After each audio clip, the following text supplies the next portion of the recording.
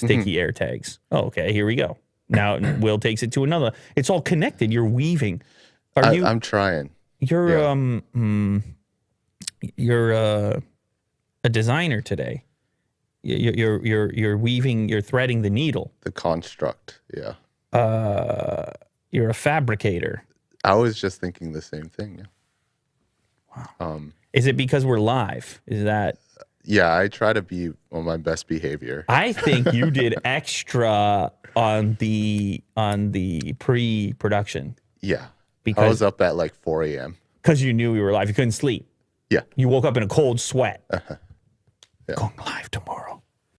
First law proposed that specifically targets misuse of AirTag by stalkers. So now you got to update the laws.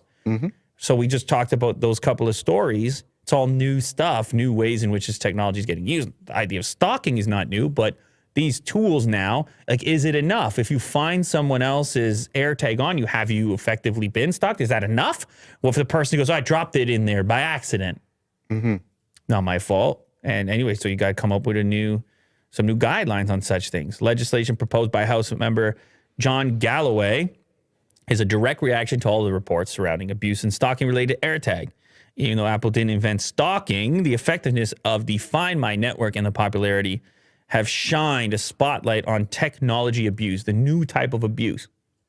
Since Apple AirTags were introduced in April 2021, I have seen many articles about predators placing AirTags on victims' vehicles, purses, and even coat pockets to track their location. The AirTag precision finding tool should only be used to locate the owner's property, such as keys, wallet, book bag, as the original intention of the product. The new law would be local to Pennsylvania, but would create a precedent for other states to follow suit. If it passed, law enforcement can already contact Apple to help identify. I don't know how you implement the technology to avoid these type of uses.